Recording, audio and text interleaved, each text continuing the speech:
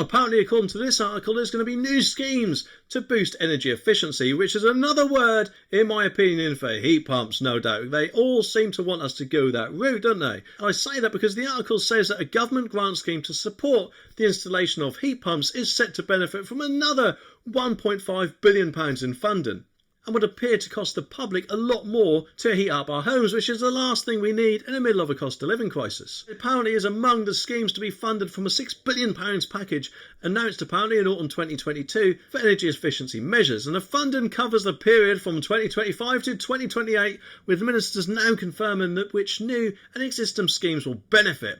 And the boiler upgrade scheme in England and Wales apparently is designated to encourage a shift to heat pumps, which will benefit from £1.25 billion, also going to a social housing, wait for this, decarbonisation fund, because apparently there's too much carbon dioxide in the atmosphere, eh? And of course, I don't know about you, but I'm guessing that will only pee off the trees, because don't trees breathe in carbon dioxide? Well, I could be wrong, but that is, I'm sure, what we were all taught at school, wasn't it? Either way, though, this surely means that we're going to have these boxes strapped to our house. And not only will it look more unsightly than a gas meter and a gas boiler in your house, but also, surely, presumably, what would happen if, I don't know, something like mice spit their way through the protective cages or whatever they have around them, or if they don't have protective cages, the mice get in there or whatever. I mean, it's surely going to cause a nightmare for us people, isn't it? And the government really does need to think about this, rather than making us go head first into this net zero dream, which, let's face it, at the end of the day, we'll probably never actually achieve. Because let's face it, take the whole world as a whole,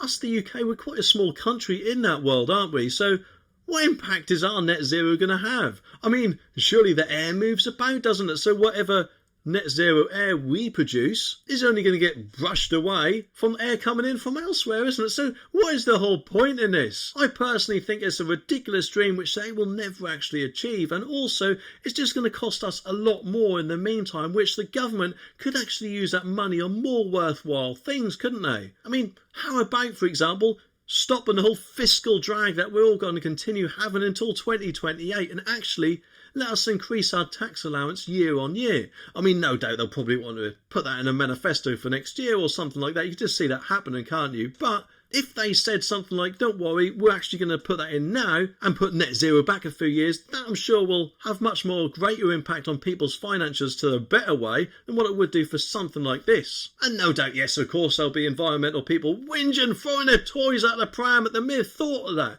But at the end of the day, surely these people have got to remember that I'm guessing now the air is much more cleaner than it was 100, 200, 300 or even more years ago. Because let's face it, they're having fires all over the places, weren't they? Which put who knows how much carbon into the atmosphere. And that is something that I'm guessing that they probably don't think about.